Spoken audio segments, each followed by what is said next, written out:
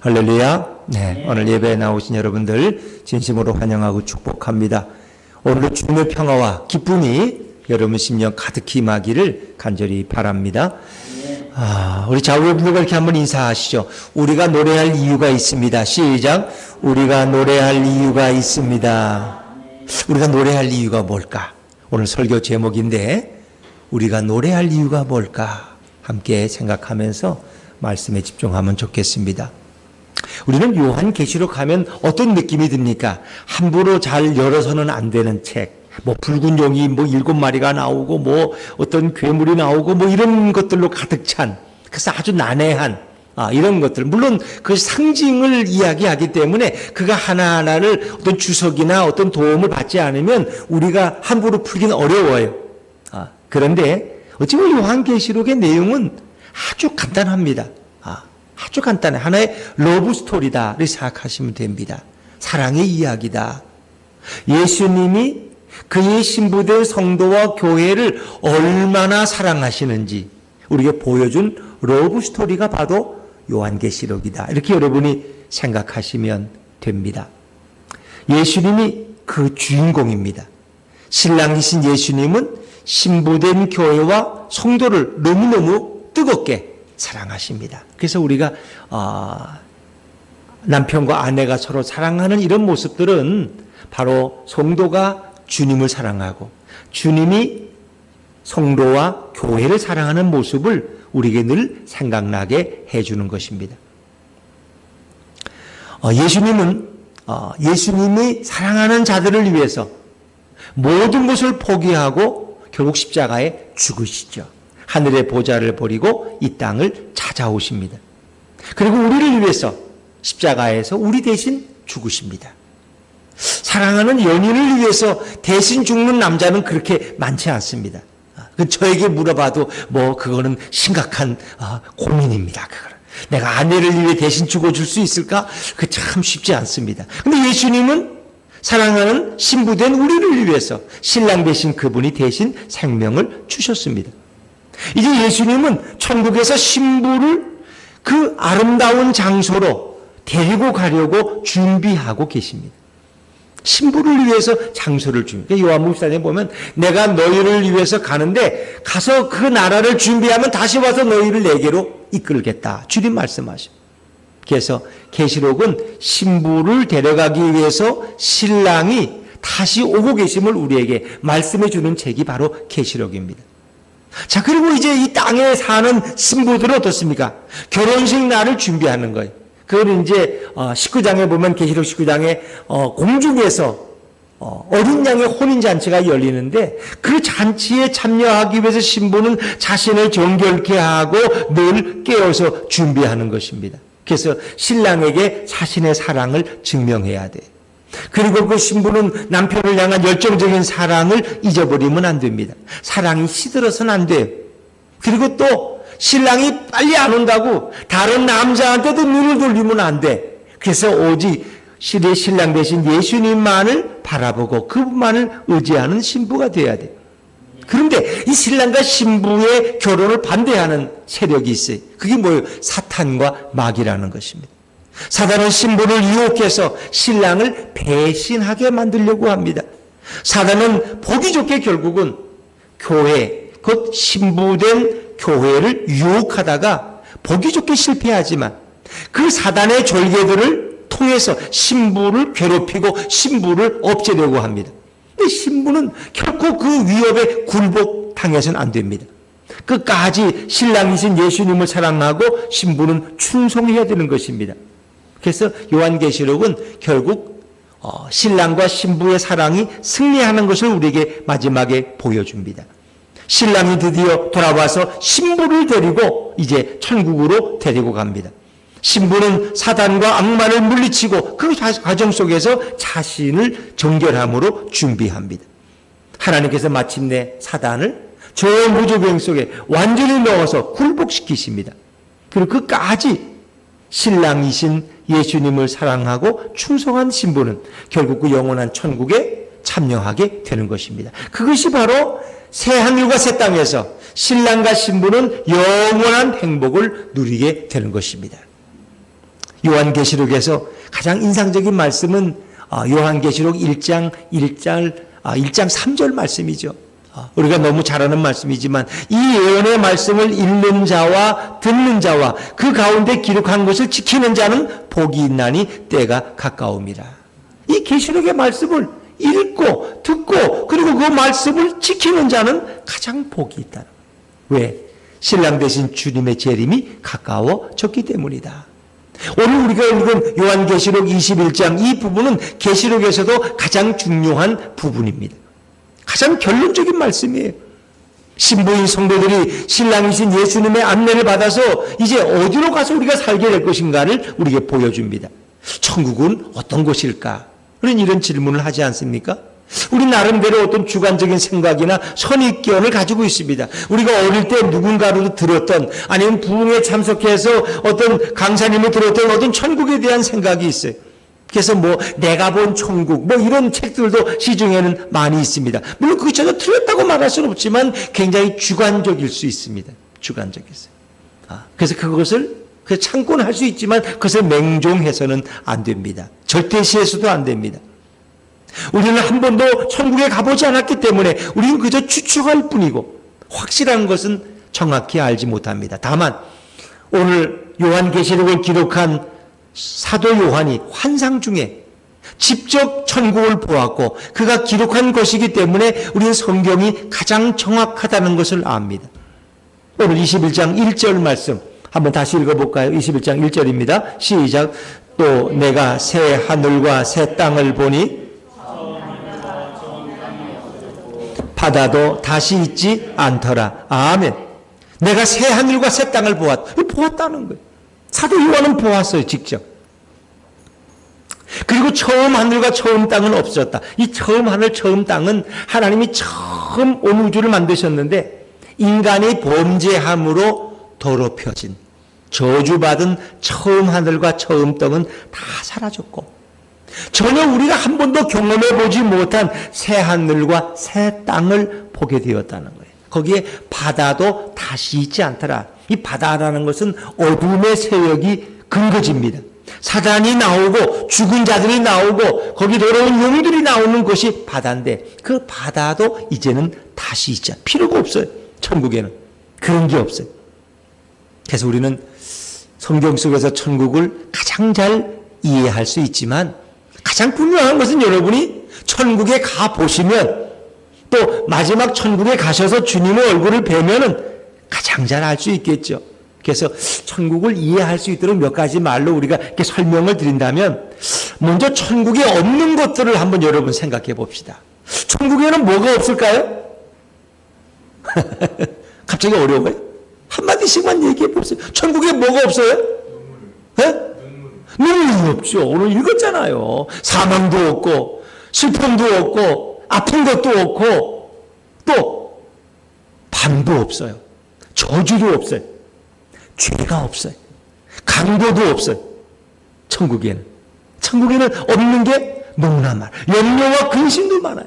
어떻게 살아야지 또 걱정할 필요 없어요.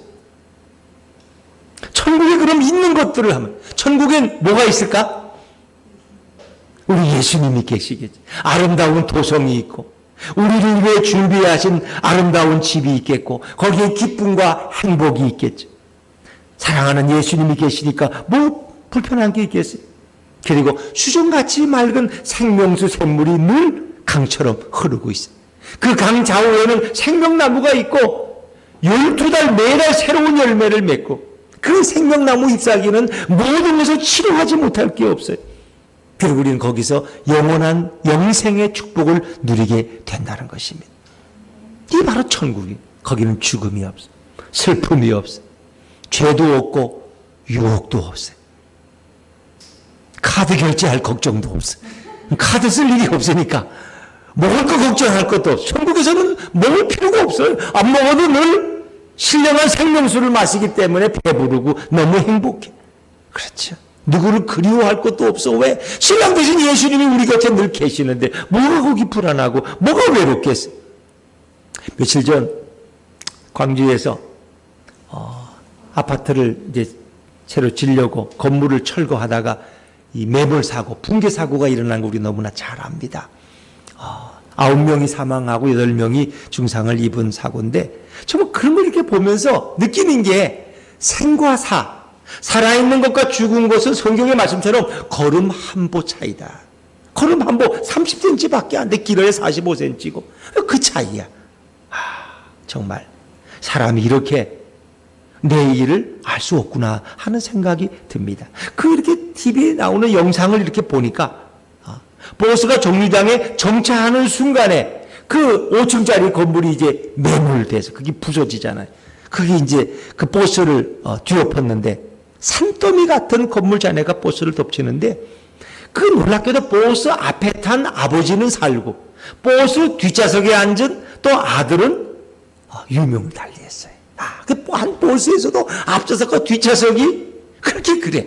나는 예배실에 오면 뒷좌석에 앉는 것도 걱정스럽긴 해. 뒷좌석이 위험한 자리야, 거기가. 근데 앞좌석이 나는데 이제 코로나 때문에 가능하면 앞좌석에 안 오시죠. 그러나 우리는 늘 앞좌석을 사모해야지 뒷좌석은 졸기도 쉽고 늘 위험해. 좀 버스도 그렇고 말이에요. 자, 여러분, 이걸 도대체 어떻게 설명할 수 있겠습니까? 근데 제가 자세히 보니까 버스가 멈추고 이렇게 함몰되는 순간에 그 먼지 폭풍을 일으키는데 거기 버스를 따라가던 승용차 한 대가 딱 멈춰서더라. 불과 1초야. 1초만 버스를 따라갔으면 그 승용차도 폭삭 그냥 어려움 당했겠죠. 근데 그 1초 전에 멈춰서서 그 승용차에 탄 사람들은 안전할 수 있었던 거죠. 그래서 누군가 또 그래. 생과 사는 깻잎 한 장 차이라고. 깻잎이 아무리 커도 손바닥보다 더 커요.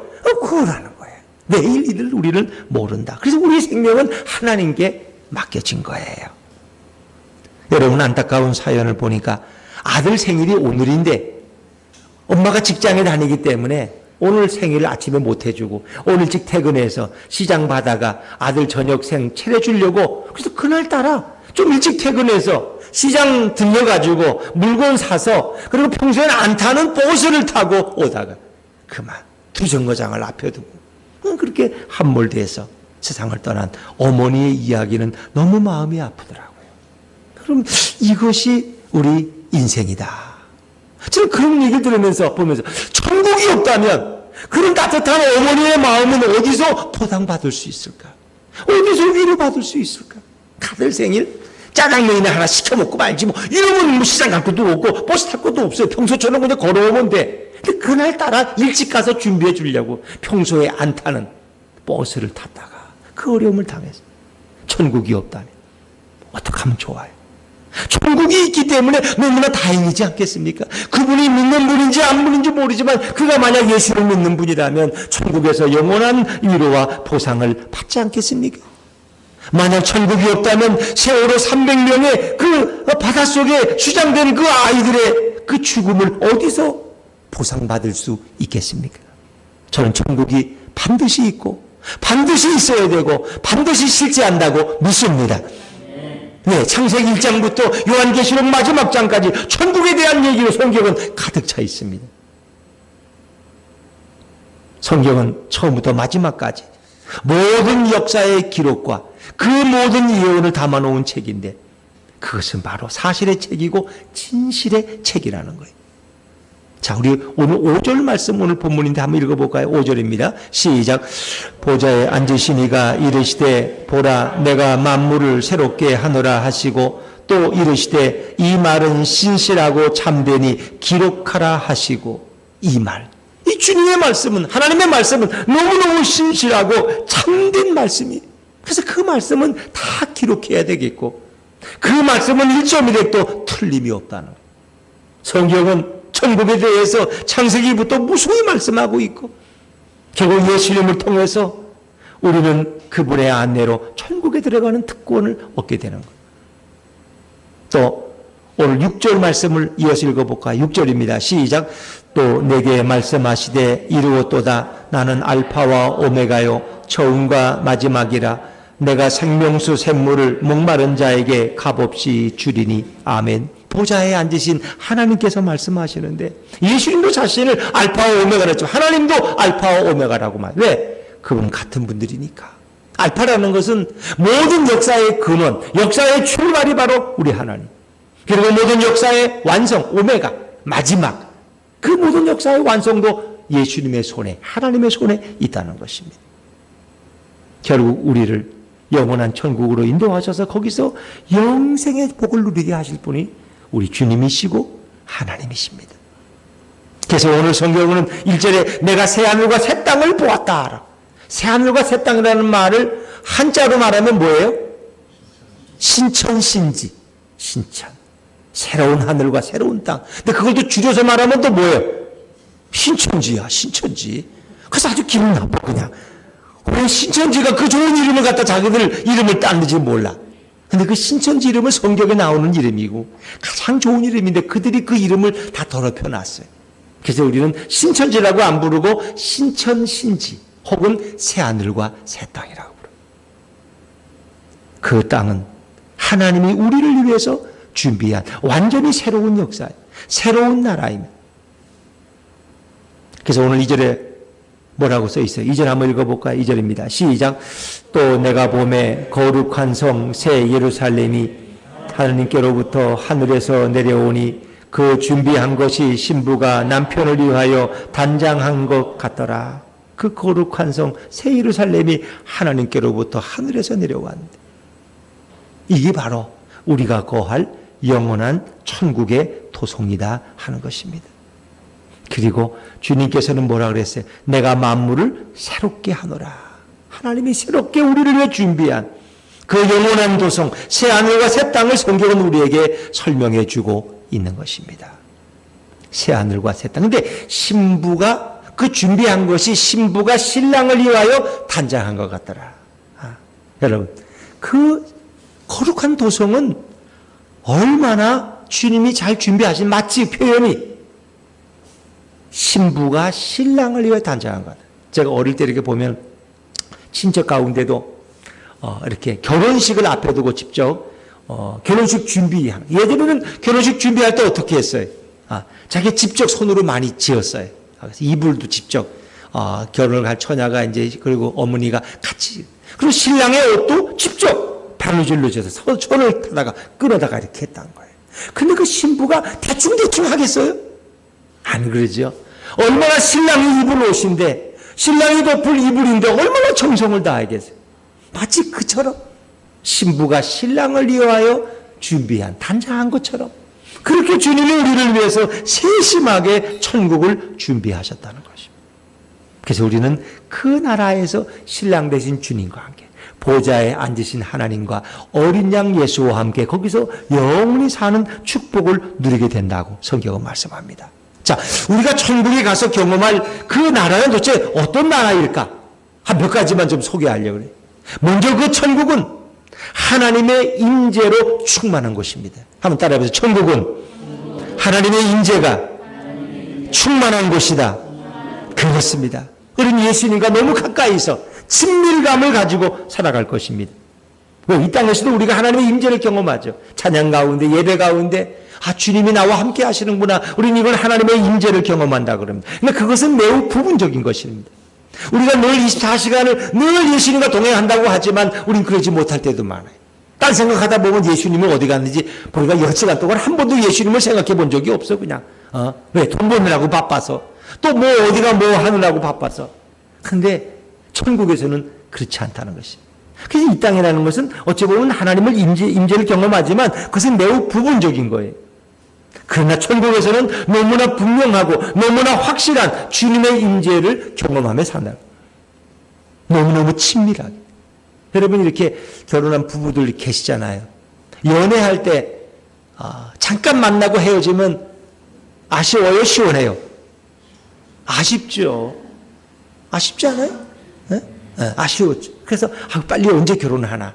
아이고 30분밖에 시간이 안 돼. 또 집에 또 10시까지 들어가야 되는데 아버지가 호랑이 같아가지고 장인 되실 분이. 그래서 9시 반에 만나가 30분 얼른 만나고 집 앞에 데려다 줘야 돼. 그 30분이 얼마나 또 빨리 가는지 몰라.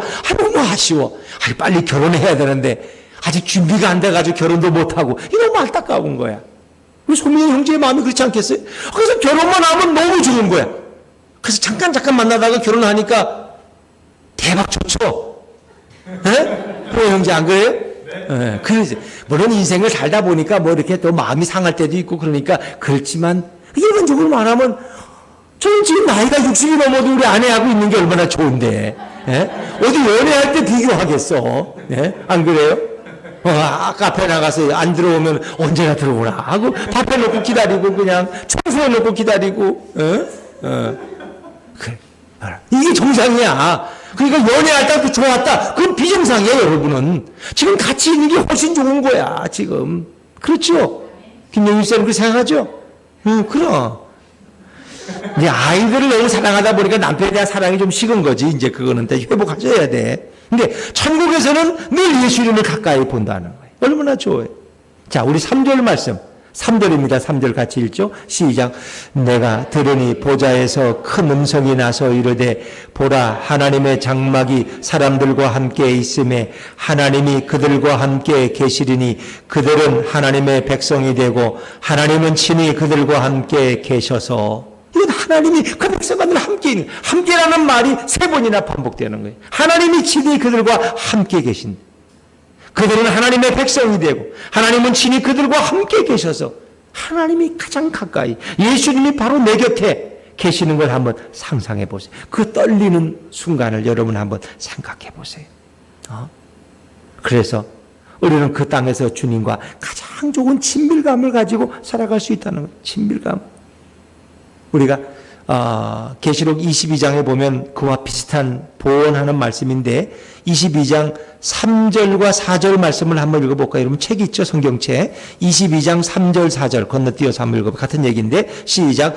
다시 저주가 없으며 하나님과 그 어린 양의 보좌가 그 가운데 있으리니 그의 종들이 그를 섬기며 그의 얼굴을 볼 터이요 그의 이름도 그들의 이마에 있으리라.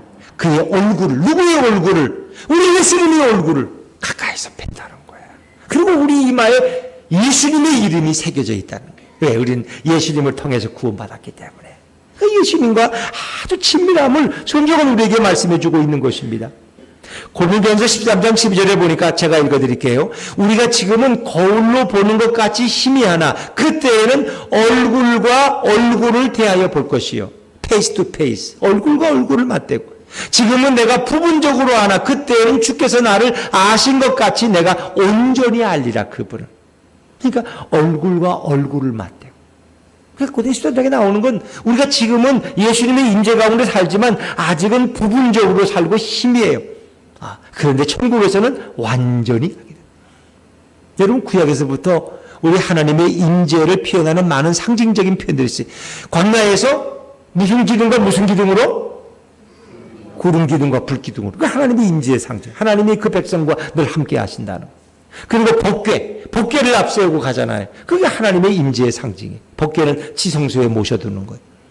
그래서 그 지성소는 성막, 회막, 또 장막이라고 불러요. 그 장막 지성소에 법궤를 모셔두는 거예요. 그러니까 이 장막이라는 것은 하나님을 만나는 장소야. 회막. 그러니까 하나님의 장막이 사람들과 함께 있음에 하나님은 영이시기 때문에 하나님의 얼굴을 볼 수 없어요. 근데 하나님의 장막이 거기에 임하면 하나님의 영광이 거기에 임하면 하나님의 임재를 느끼며 살아갈 수 있는 거예요. 천국에서는 우리는 하나님의 임재를 경험하며 예수님을 얼굴과 얼굴을 맞대고 살아갈 수 있는 거예요. 이게 천국의 모습이에요.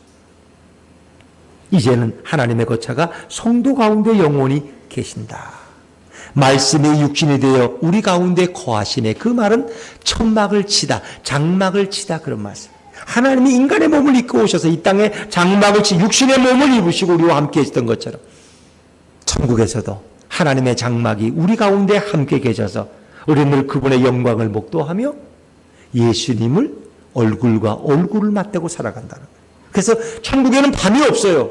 밤이 없는 이유가 해와 달도 천국에서는 쓸 데가 없어요. 왜? 하나님의 영광이 비치는데 예수님이 그 등불이 되시기 때문에 늘 환한 영광의 빛 가운데 우리는 살아갈 수 있는 거예요. 우리는 천국에 가면 예수님과 가장 가까이서 그분과 교제하며 친밀감을 가지고 살아갈 수 있는 것을 믿으시기를 바랍니다. 자, 두 번째로 천국에서 우리가 경험하는 것은 모든 눈물을 닦아주신다. 주님의 위로가 있는 곳이 천국이에요. 자, 우리 4절 말씀 한번 읽어볼까요? 4절입니다. 4절 시작. 모든 눈물을 그 눈에서 닦아주시니 다시는 사망이 없고 아픈 것이 다시 있지 아니하리니 처음 것들이 다 지나갔음이로라. 아멘. 그렇습니다. 천국에서는 우리 예수님이 친히 우리의 눈물을 닦아주신다. 상처를 싸매어 주신다. 주님의 위로가 있는 곳이에요. 여러분, 이 땅에서는 정말 얼마나 억울한 일도 많고 말 못하는 아픔도 있고 또 참고 또 참아야 하는 것이 얼마나 많아요.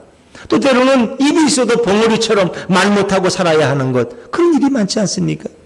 근데 새하늘과 새 땅, 천국에서는 우리 사랑하는 예수님이 우리를 위해서 바로 우리를 위로해 주시는데 그 주님은 우리의 마음을 너무나 잘 아셔. 사랑하는 아들아, 사랑하는 딸아, 내가 너의 아픔과 너의 외로움과 너의 눈물과 너의 상처를 내가 다 안다. 말 안 해도 주님은 아셔.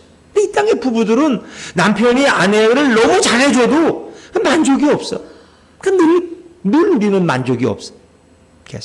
그래서 늘 아내가 또 너는 너무 자기 너무 힘들대. 그 남편이 이렇게 마주 앉아가지고 여보 힘든 거 있으면 나한테 좀 얘기 좀 해. 그 아내가 또 힘든 걸 얘기해. 그 남편이 그래. 아 그런지 뭐 힘드냐고. 그런 게 힘들면 다 죽어야지. 이러면서 결국 그 힘든 거 얘기하다 또 싸워. 그게 뭐 힘드냐고. 근데 주님은 그렇게 안 하셔. 너가 힘든 거 내가 말 안 해도 다 안다. 다 안다. 우리는 자꾸 어떤 내가 그렇게 많이 벌어주는데 뭐가 힘들어. 돈이 없어, 집이 없어. 근데 그것만 가지고 사나, 사람이? 사랑도 받아야 살고, 위로도 받아야 살지. 돈만 갖다 주면 살아요? 집만 있으면 살아요? 우리가 집에서 키우는 개인가? 아니잖아요. 사람은 이렇게 위로가 필요한 거예요.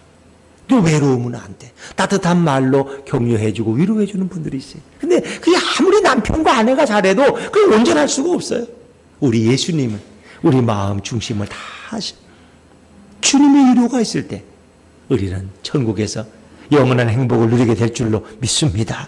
다시 사망도 없고 애곡도 없고 애통도 없고 아픈 것도 없고 주님의 위로만 있는 것, 기쁨과 감격이 있는 것, 그것이 바로 우리가 경험할 새하늘과 새 땅 천국이라는 거예요. 근데 이 모든 것을 이제 우리는 거기서 상속받는 거예요. 그래서 하나님 나라의 후사, 상속자가 된다고 성경은 말합니다. 자, 7절 말씀 읽어볼까요? 7절입니다. 시작. 이기는 자는 이것들을 상속으로 받으리라. 나는 그의 하나님이 되고 그는 내 아들이 되리라. 이기는 자는 이것들을 상속으로, 상속자예요. 상속받는 거예요. 유업을 받는 거예요. 로마서 8장 17절에 보니까 자녀이면 또한 상속자 곧 하나님의 상속자요 그리스도가 함께한 상속자니 우리가 그와 함께 영광을 받기 위하여 고난도 함께 받아야 하리라. 우리는 그리스도의 영광을 받기 위해서 고난도 받아야 돼. 이 땅에서 그리스도를 위한 고난, 그리스도를 위한 인내, 그렇죠? 그리스도를 위해서 때로는 힘겨운 싸움도 우리는 해야 돼. 그 사람이 어떤 사람이냐? 이기는 자야. 이기는 자는 그 나라를 상속받을 것이다. 그렇습니다. 이기는 자. 그리스도를 위한 인내, 그리스도를 위한 고난의 헌신이 우리에게 필요하다는 거예요. 조금 힘들다고 그냥 던져버리고 그건 이기는 자가 될 수 없는 거예요. 자녀들 가운데 그런 사람 있어요. 부모의 막대한 유산이 다면 나요. 근데 부모가 힘들 때 가서 이렇게 뒷바라지 하기는 싫어. 그래서 한번 안 찾아보다가 부모가 곧 돌아갈 것 같다. 그럼 쫓아와서 옆에 있다 상속받으려고. 요즘은 부모들도 현명해가지고요. 그런 자식한테 상속 안 해줘요. 다 다른 데 돌려. 고아원으로 가고 사회복지기관으로 가고 교회에다 헌금해버리고 안 줘요. 왜? 내가 어려울 때 힘들 때 너는 어디 있었냐 이놈아. 그러니까 마찬가지 영원한 새하늘과 새 땅에 들어가는 것도 주님을 위한 인내할 수 있어요. 주님을 위해 때로는 희생할 수 있어요. 물론 주님이 주시는 기쁨과 은혜가 더 크지만 우리는 그런 가운데서도 예수님 때문에 기뻐하고 예수님 때문에 감사해요. 주님을 위한 고난도 기쁘게 받을 수 있는 그것이 중요한 거예요. 그런데 천국의 이 기쁨에 동참할 수 없는 자들이 있어요. 자, 21장 8절 말씀 한번 읽어볼까요? 21장 8절입니다. 시작. 그러나 두려워하는 자들과 믿지 아니하는 자들과 흉악한 자들과 살인자들과 음행하는 자들과 점술가들과 우상숭배자들과 거짓말하는 모든 자들은 불과 유황으로 타는 못에 던져지리니 이것이 둘째 사망이라. 아멘. 여기 뭐 다른 거 다 이해해야 돼요. 흉악한 자, 살인한 자, 음행, 점술가, 우상숭배, 거짓말, 이 모든 자들은 불과 유황으로 타는 못에 던져진다는 거예요. 근데 우리가 잘 이해가 안 되는 게 두려워하는 자들과 믿지 않는다는 건 이해가 돼. 두려워하는 자들이 왜 천국에 못 들어갈까? 두려워하는 자들은 뭘까? 그리스도를 사랑하기보다 세상의 안일과 평안을 더 사랑하는 자들. 이들은 예수를 믿음으로 야기될 핍박이 두려워해서 세상에 늘 속해 있는 자들. 눈치만 보고 있어. 세상의 핍박이 두려워서. 이 두려워하는 자들이에요. 그런 자들은 그 천국에 들어갈 수 없다. 또 믿지 않는 자들, 복음이나 그리스도의 초청을 거절하는 자들, 입술로는 주를 시인하지만 그들의 생활로는 그리스도를 거부하는 자. 입으로는 아멘하지만 그 행실로는 그리스도가 없어. 그 삶에. 그런 사람이 믿지 않는 자들이다. 그럼 누가 천국에 들어갈까요? 21장 27절에 보니까 오직 어린 양의 생명책에 그 이름이 기록된 자들만 들어간다고 했어요. 또 고난을 참고 배교하지 않은 이기는 자들, 인내하는 자들이 천국에 참여할 수 있어요. 그걸 한마디로 말하면 예수 그리스도를 내 구주로 믿고 예수의 보혈로 죄가 용서받고 신랑이신 예수님을 전적으로 믿고 따르는 성도. 그래서 세상에 사단과 마귀의 위협과 유혹 앞에도 넘어가지 않고 오직 정결함과 거룩함으로 자신을 지키다가 신랑 되신 주님이 우리를 데리러 오실 때 그 신랑과 함께 구름을 타고 올라가서 공중에서 그 거룩한 어린 양의 혼인잔치에 참여하는 거룩한 신부들, 그들이 바로 천국에 들어갈 자들이다 하는 것입니다. 그러게 오늘 그리스도인들은 예수님 때문에 또 우리를 위해 아름다운 천국 때문에 늘 감사하고 찬양해야 될 줄로 믿습니다. 우리 입술에는 감사와 찬양밖에 없는. 마지막으로 한 말씀 드릴게요. 예전에 100여 년 전에 선교사들이 한국에 들어와서 아직 말도 좀 어눌하고 복음 전하기도 힘들고 그래서 시장에 가면 사람들이 많이 이렇게 몰려있어요. 조선 사람들. 그러면 어떤 선교사님은 찬양을 불렀대. 찬양을. 이게 뭐 어떤 찬양인지 모르지만 뭐 이런 거 아니겠어요? 예수 사랑하심은 성경에서 배웠네. 우리들은 약하나 예수 권세 많도다. 날 사랑하심 뭐 이런 찬양. 이게 부르면 사람들이 처음 듣는 노래니까 신기하잖아요. 한국말로 떠듬떠듬 부르는데. 그러니까 신기하니까 한국말 좀 더 불러달라고 뭐 이렇게 떠듬떠듬 말이 잘 안 통하지만 근데 이 선교사님이 나중에 깨가 생겼어. 그러면 내가 한국 부를 때 당신들 중에 누가 한국 부르면 나도 한국 더 부르겠다고. 근데 아무도 안 부르는 거야. 다 듣기는 좋아하는데 그래서 답답해가지고 아니 내가 한국 하면 당신들도 한국하고 내가 또 두 곡 하면 당신들 또 한국하고 이렇게 하면 좋지 않냐 했더니 한 아주머니가 앞에 나서면서 그러는 거예요. 선교사님, 우리에게는 노래할 이유가 없습니다. 우리에겐 노래할 이유가 없습니다. 100년 전에 우리 대한민국의 모습, 120년 전에 대한민국 조선의 모습은 나라를 빼앗기고 풍전등화 같은 외세 경남 속에서 어디로 갈지 모르는 그 가난하고 비참한 그 민초들에게 무슨 노래할 이유가 있었겠어? 내일을 알 수가 없는데 러시아의 밥이 될지 중국의 밥이 될지 일본의 밥이 될지 뭐 알 수 없는 이런 상황에 그들이 무슨 노래할 기쁨이 있겠어요? 우리에게는 노래할 이유가 없습니다. 저는 그 얘기를 들으면서 그게 참 마음에 감동이 되더라고요. 그러나 우리에게는 노래할 이유가 있다는 게 얼마나 감사해요. 할렐루야. 예수님 때문에 우리는 노래할 수 있잖아요.